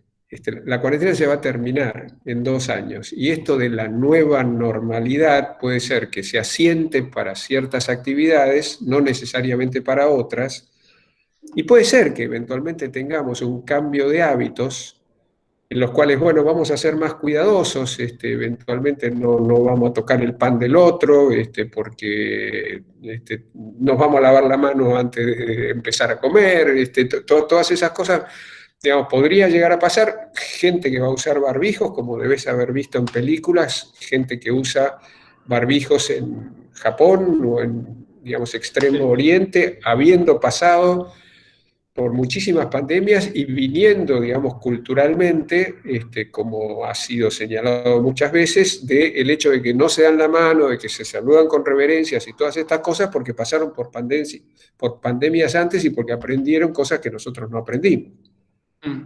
Entonces, va a estar modificado. La gastronomía vuelve. Si me preguntás a mí, yo digo la gastronomía vuelve. Y digo, los que funcionaban antes van a funcionar y los que no funcionaban no van a funcionar. Ahora, dicho esto, lo que sí hay que tener en cuenta es esto, que el tránsito. O sea, estos son como los judíos en la salida de Egipto. Son 40 años, acá no van a ser 40, van a ser 2, pero van a parecer como 40 años de tener que atravesar el desierto. Y eso sin ninguna duda va a dejar estas empresas zombies, en la medida en que no dejen de recibir esos subsidios, es bastante probable que vayan a desaparecer, cosa preocupante en el marco de un país. O sea, nosotros, y acá vuelvo a hacer una analogía, nosotros tenemos 2 pandemias, digamos, tenemos la pandemia biológica y tenemos la pandemia económica. Nosotros somos un repetidor serial de defaults, lo cual significa que cíclicamente nos quedamos sin financiamiento y sin inversión. Y en los periodos en los cuales sí tenemos ingreso de dinero, lo dilapidamos alegremente. Gobiernos de un tono y del otro, porque tenemos los ejemplos de los últimos 12 años, o 16 si querés, donde tenés un gobierno que recibió cantidad de dinero a partir del viento de cola que venía del incremento de precios de los commodities, saliendo de la crisis y del estallido del 2001, y de a poco, digamos, esto se fue degradando hasta llegar sobre finales del gobierno acá a una situación económica muy preocupante, que el gobierno de Macri lo único que hizo fue empeorarla 10 veces más todavía. Con lo cual, la preocupación, en rigor de verdad, es la sumatoria de estas dos cosas. O sea, ¿qué es lo que va a pasar con la sumatoria de las dos calamidades? De la que de por sí trae la pandemia a nivel de reducción de la actividad económica. Vos estabas hablando de que se les hace insostenible porque están funcionando al 30% de su actividad. Cuando hacen takeaway, cuando hacen delivery. Pero además, tenés que tener en cuenta de que venden a menores precios que cuando la gente se sienta. Correcto. Y además, tenés que tener en cuenta de que no está el mozo que recibe la propina. Y además, o sea, una sociedad de por sí empobrecida por el tema de la pandemia, que está más aún empobrecida porque estamos en el peor momento de nuestros ciclos de desfinanciamiento, de descalce financiero. Lo que vamos a tener es un país con 50-60% de pobreza. Lo estamos teniendo. Lo que vamos a tener son estas tomas que estamos viendo. Lo que vamos a tener, digamos, es la legítima, no sé cómo lo quiera llamar, sublevación, resistencia, etcétera, etcétera, de los movimientos sociales. Y vamos a tener que convivir con un mundo muy preocupante en los próximos 2 o 3 años, muy preocupante. Si me preguntás ahora a nivel de país qué es lo que yo haría, yo me jugaría enteramente a nivel de apelar a las relaciones internacionales. Parte de eso pasó ayer, si escuchaste algo del discurso de nuestro presidente en Naciones Unidas. Nosotros solos no podemos salir de esto. Y me parece que eso aplica, no estamos peor que cualquier otro país de América Latina, pero aplica también a otros países de América Latina. Entonces, si no hay cooperación internacional, el futuro es muy preocupante. Y paradójicamente este gobierno, que es un gobierno que echó al Fondo Monetario Internacional en el 2002-2003, lo está llamando de vuelta. Y la salida la tenés en la contabilización de las reservas. Si vos mirás el Banco Central, y te estoy contestando a nivel país, Sí. El Banco Central dice que tenemos 43 mil millones de dólares de reservas. Pero las reservas netas son 0 o negativas, según dicen en algún momento, porque ese es el dinero que le debemos al Fondo Monetario Internacional, que es el único que está en condiciones de prestarnos dinero de vuelta, que no es dinero que nos va a dar, sino es el dinero ese que ya nos dio, que es un asiento contable, dicho sea de paso, ¿sí? Claro. Estamos en default con el Fondo Monetario Internacional. El fondo, por cuestiones normativas internas, no puede entrar en una negociación, no puede haber, digamos, allí una postergación, puede haber postergación de pagos, no puede haber una reducción de deuda. Entonces, cuando Guzmán dice, ya lo dijo en los diarios, que, digamos, no le podemos pagar ni un peso al Fondo Monetario Internacional hasta el 2024, está poniendo sobre la mesa el plazo que sugiere de refinanciación de la deuda con el Fondo Monetario, al quien le vamos a tener que seguir pagando intereses, porque tampoco, digamos, deja de percibir los intereses. Y entonces lo que vas a tener, si esa fuera la posibilidad, es que esas reservas que hoy en realidad son un mero asiento contable y no las podemos utilizar, eventualmente podríamos llegar a utilizarlas para hacer lo que el gobierno ha dicho que haría en caso de tener financiación e inversión, y esas son políticas keynesianas, o sea, impulsar la obra pública, la inversión del Estado, para de a poco entrar a girar otra vez la economía y restituir todo el consumo que se perdió, más eventualmente las consecuencias de mediano plazo que tenga la pandemia. Bueno, gracias por la respuesta. Disculpen quizás por la incongruencia de la pregunta, pero agradecido. Está perfecto, ¿no? Yo te contesté arriba, te contesté abajo y volví arriba, así que... Un espectáculo, gracias. ¿Puedo, Darío, decir algo? Esperá que hay dos chicos que hicieron preguntas, Eduardo Torello y Leonardo Norato. Como no, la Eduardo la leo, pero no la entiendo la pregunta, te propongo que la hagas vos. Acá estoy, hola, ¿cómo va? Hola, Eduardo, ¿qué tal? Darío. Sí, ahí te vuelvo a decir la pregunta. La semana pasada, cuando nos habló Gustavo, nos habló que se venía un nuevo paradigma de que iban a haber pandemias cada 5 años. ¿Quién es Gustavo? Perdón, yo no sé quién es Gustavo. Gustavo Stecher es un profesor de una universidad de Nueva York que nos acompañó la clase pasada. Él se dedica a temas de identidad corporativa y... Perdón la interrupción, entonces. Pandemias cada 5 años. Claro, y él dijo que las pandemias iba a ser como el nuevo paradigma que que nos íbamos a tener que acostumbrar a vivir así, con barbijo, alejados, con protocolo, nada, que va a ser habitual. Y vos, justo hace un ratito dijiste que para vos, por ejemplo, en el tema de restaurante y eso que te preguntaron, que iba a ser algo que en 2 años iba a estar todo acomodado, iba a estar todo nuevo, y que pensaste que era algo que pasaba, este bicho. ¿Cuál es tu justificación o por qué lado lo ves o qué datos tenés para refutar por ahí lo que dijo Gustavo o tu opinión? Bueno, a ver, yo no estoy contradiciendo lo que dice Gustavo, porque si él dice que son cada 5 años y yo te estoy diciendo que dentro de 2 años este bicho se terminó, todavía faltan 3 para que venga el próximo. Así que lo digo en chiste, pero no tanto. O sea, a ver, todo el mundo que sabe, y yo ciertamente no sé, pero todo el mundo que sabe dice que las pandemias no solamente están aquí para quedarse, no solamente, digamos, nos acompañaron a lo largo de la evolución de la humanidad, generando, digamos, millones de muertes. Nada, hay que pensar de que la última son cada 100 años, ¿no? La muy destructiva de 1918 a 1920, que es la de la gripe española, mató 50 millones de personas. O sea que lo que está muriendo ahora es una tontera, perdón la palabra, si alguien tiene algún conocido que haya fallecido, pero es una tontera en relación, digamos, cuantitativamente en términos de lo que ha pasado con pandemias anteriores. Eso tiene que ver precisamente con el desarrollo de la tecnología.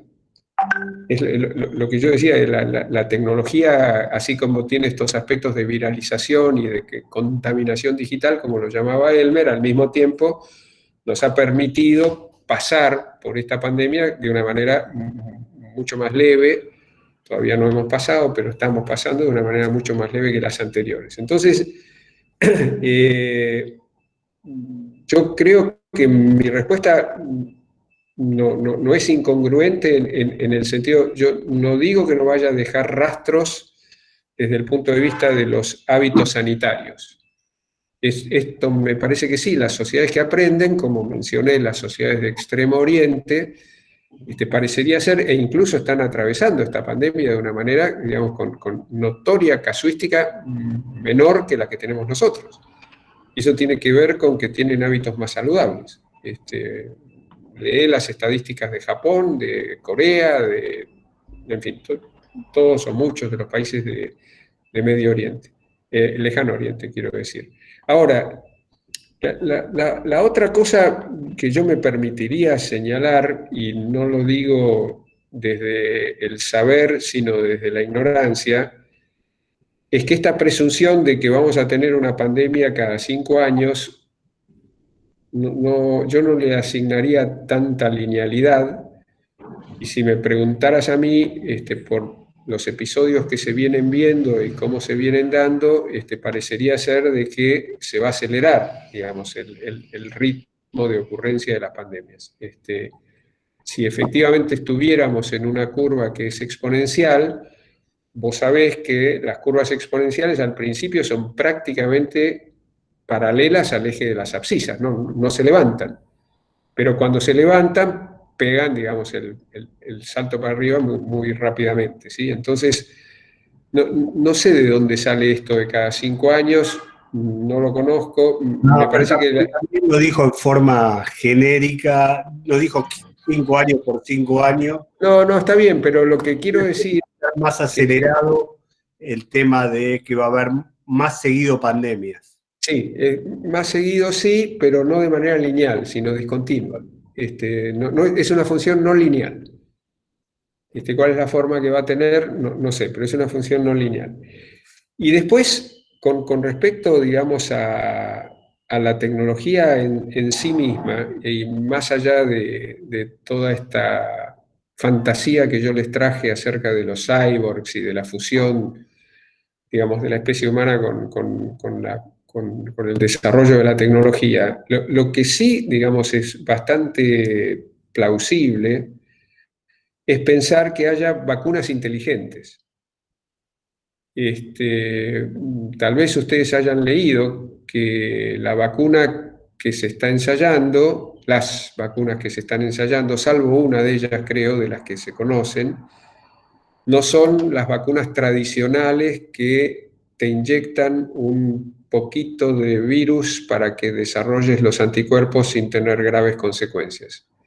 Y entonces reacciona el sistema inmunológico, genera los anticuerpos y eso eventualmente te protege. Y por eso además las vacunas no te protegen todo el tiempo, porque digamos esas defensas luego van bajando y como en general digamos los ataques son estacionales, a la vez siguiente te tenés que volver a vacunar y te tenés que volver a vacunar porque además cambió la cepa, ¿sí? Las vacunas que se están desarrollando ahora, aquí en particular la que se está probando de Pfizer y las de AstraZeneca junto con Oxford y creo que la de Moderna en Estados Unidos también, tienen un principio completamente distinto, que es que te enchufan, digamos, un código genético que hace que tu cuerpo produzca los anticuerpos necesarios para atacar, en este caso, al coronavirus. O sea, no te están enchufando pequeñas dosis de coronavirus, sino que te enchufan un código genético que reconoce y desarrolla los anticuerpos para combatir al coronavirus, en este caso. Y que así como es capaz de generar la ciencia ese código genético, es probable que pueda desarrollar algún sistema de más amplio espectro, que no tenga, digamos, la especificidad de un código genético solamente para un virus, sino que pueda tener un abanico de posibilidades. Con lo cual, yo no quiero decir que va a haber una vacuna que puede eliminar todo ataque viral, pero lo que sí quiero decir es que esas vacunas es presumible que también se puedan ir desarrollando, tanto como se pueden ir desarrollando las pandemias, y a lo mejor, no digo que haya un equilibrio necesariamente, pero a lo mejor puede haber algún tipo de mitigación y de contrarrestar los efectos de futuras pandemias. O sea, no nos olvidemos, yo mencioné las metodologías ágiles. Así como estamos utilizando metodologías ágiles a nivel de tecnología digital y de transformación digital, también se están usando metodologías ágiles a nivel de transformación biológica. Y los laboratorios están haciendo cosas y ensayando cosas que nunca hicieron antes. No solo lo hacen más rápido, sino que están ensayando nuevas soluciones. Y de ese lado también pueden venir otros resultados, ¿no? Leo, Ariana quería hacer una pregunta y después Leonardo y José Ignacio hacen 2 preguntas que después te las voy a resumir en una, pues están muy relacionadas. Muy bien, vamos con Ariana. No, yo no quería hacer una pregunta, sino más bien hacer un comentario sobre algo que dijeron antes, que tiene que ver con esto de la crisis social, económica y ambiental que hay en Argentina, pero que no es ajena al resto de la región, que justamente se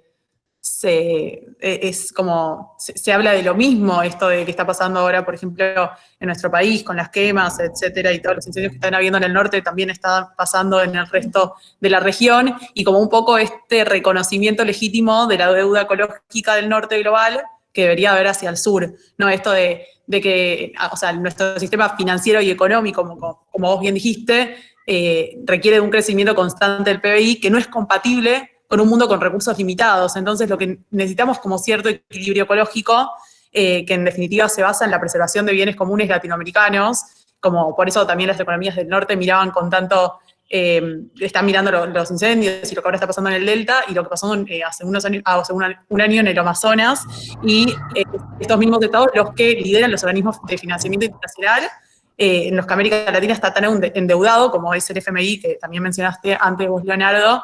Y bueno, me parece importante este concepto de justicia climática, que implica que los países con mayores ingresos puedan colaborar con esta transición que se viene para países como, o sea, una transición justa para países como de América Latina, mediante una condonación, digamos, parcial o total de la deuda externa que tiene esta región. Sí, me gustaría señalarte algo al respecto, para abonar lo que estás diciendo por un lado y para marcar cuál, a mi juicio, es el obstáculo por el otro. Debes saber que como salida de la posguerra, me refiero a la Segunda Guerra Mundial, lo que los países ganadores instrumentaron fue un plan Marshall, digamos, que fue otorgarle dinero a los países que habían sido destruidos por la guerra para que pudieran reconstruirse, en la convicción de que era imposible que pudieran salir si no tenían ese financiamiento. O sea, eso ya pasó en la historia de la humanidad. ¿Podría volver a pasar? La pregunta es legítima porque en ese momento no teníamos un régimen tan rabiosamente neoliberal capitalista. Digamos, lo que sobrevino al Plan Marshall son, según dicen algunos de los historiadores económicos, geoeconómicos, socioeconómicos del mundo, lo que sobrevino fueron los 30 mejores años de la humanidad, que es entre 1950 y 1980 que se desarrolla lo que se llama la economía del bienestar. Eso empieza a ser sistemáticamente destruido a fines de la década del 80, consenso de Washington mediante y todo lo que tiene que ver con la imposición, y es el desacople entre el capitalismo, que en origen estaba fuertemente arraigado en valores que tenían que ver con una cierta distribución de la riqueza, y un capitalismo concentrado como tenemos ahora, que se deshizo de esos valores y que por el contrario generó una concentración de la riqueza que es inédita en toda la historia de la humanidad. Entonces, ahí tenés la tensión entre una humanidad que fue capaz de hacer un plan Marshall y que debería estar haciendo otro ahora, pero que está gobernado, digamos, por gente que es incapaz siquiera de imaginárselo. Es muy fácil para los países del norte, además que están en semejante, digamos, grado de deterioro económico como el nuestro, es muy fácil para ellos porque Estados Unidos tiene la maquinita de producir dólares, Europa tiene la maquinita de producir euros, Japón tiene la maquinita de producir yens, y entonces ellos financian el déficit con emisión, pero no tienen ninguna consecuencia. Porque hay un descalce, como no hay consumo, digamos, la emisión no genera inflación. Y entonces tenemos una circunstancia inédita por la duración, en la cual durante muchos años ya hay una tremenda emisión. Esto no empezó ahora. Pensá en las crisis desde el 2008-2009 y toda esta cosa que en inglés se llama quantitative easing, que es aflojamiento cuantitativo, que en buen romance significa tirar los dólares por la ventana o los euros por la ventana. La última ayuda de la Unión Europea son 750.000 millones de euros a los países que están en problemas sin necesidad de que los devuelvan. Ya no es una cuestión de que la tasa es baja, es que es un regalo. Es un plan Marshall, pero es para ellos, solamente para ellos.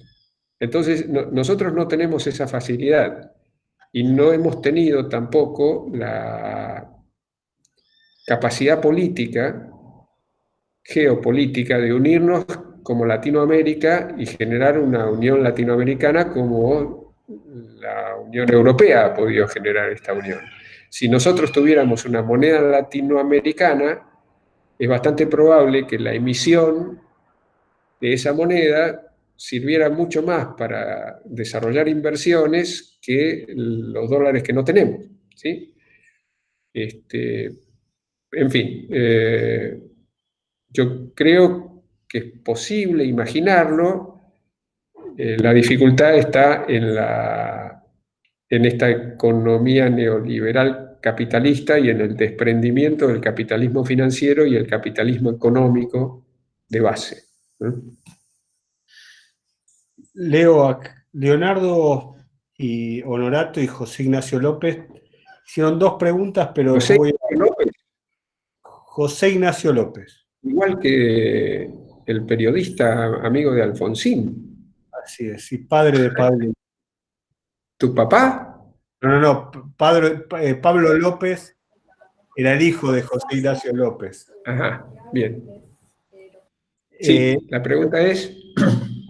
José Ignacio dice, bueno, que a través de todo este proceso, una aceleración digital y un cambio de formas de hacer en las organizaciones que tuvieron un impacto en el medio ambiente, en procesos que las compañías empezaron a hacer en forma más eficiente.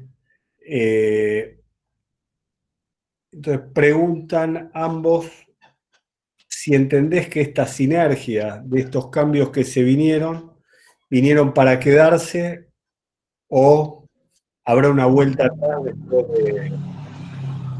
de que pase la pandemia, ¿no? Sí, de vuelta les pido por favor que tengan en cuenta la respuesta de un escéptico.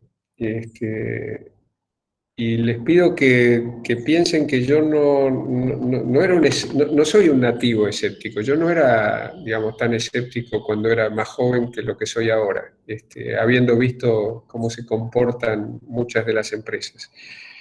Mi respuesta a esto es que todo aquello que sirva para mejorar la productividad, la eficiencia, la rentabilidad de la organización no solo va a permanecer, sino que se va a desarrollar, como bien lo dicen ustedes, de manera más acelerada, porque cosas que no se veían ahora se ven, se han transformado en visibles. Cosas que antes parecían imposibles, ahora de repente no son tan imposibles. O sea, gente que estaba, para decirlo en sencillo, y son ejemplos que ustedes tienen, no, el teletrabajo es imposible, ahora, nada, ¿quién puede decir que el teletrabajo es imposible? No es lo mismo, tiene sus problemas, etcétera, etcétera, pero, o sea, cosas que van a ir en mejora de la productividad, la eficiencia y la rentabilidad, no me cabe duda de que van a permanecer y se van a acelerar. Las cosas que aquí ocurrieron, casi diría yo simplemente porque de un día para el otro se paralizó el funcionamiento productivo y por ende, digamos, las consecuencias económicas, por ejemplo, las ventajas ambientales o las mejoras ambientales. Y yo tengo mucho temor de que vayan a ir para atrás, porque no sé, en particular en nuestro país hay muy poco incentivo y muy poca capacidad regulatoria para hacer cumplir con las normativas ambientales. Si ustedes se referían al impacto en el medio ambiente, yo no tengo mucha confianza en que esta pandemia nos ayude a mejorar. Tal vez a nivel de la ciudadanía, no sé qué piensa Ariana con respecto a esto, pero a nivel de la ciudadanía tal vez sí hemos adquirido mayor conciencia porque hemos visto que es lo que pasa cuando se para la industria, por ejemplo, y los cielos aparecen más celestes o los animalitos salen a caminar por la calle cuando antes ni siquiera los veíamos. Pero más allá de un grado mayor de conciencia a nivel social, si esto comunitario, si esa fuera la palabra, lo que hace falta es la militancia. Y la militancia tiene que ver con el ejercicio del poder. Y en el ejercicio del poder, por ahora, gana la política. No sé si gana el bien común. Bueno, ¿alguna pregunta? Leo, no sé cómo venís vos de tiempo. No, yo no tengo problema. Para mí las 7 de la tarde ya es horario de descanso. Así que todo bien. Con lo cual hasta esa hora podemos. Otra de las cosas que compartimos con Leo, por eso es escéptico. Antes, hasta el 66 era un tipo optimista y después...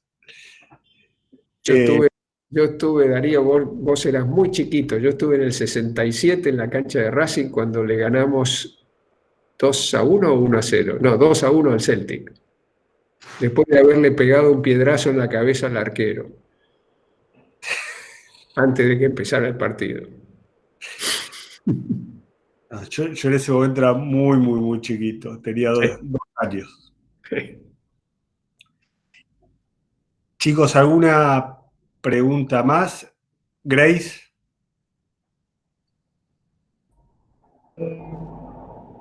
Sí, preguntas tengo 1.000.000, pero ya estamos todos cansados.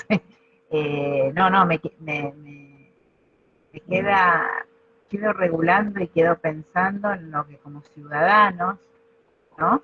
Tenemos que articular, ¿no? Y tenemos que pedir esa zona gris donde si no actuamos, si no hacemos lo de Ariana, va a avanzar la lógica de mercado, ¿no? Entonces ahí visibilizar nuestros derechos y los espacios, creo que esa tiene que ser la moraleja de todas estas reflexiones, me parece, ¿no?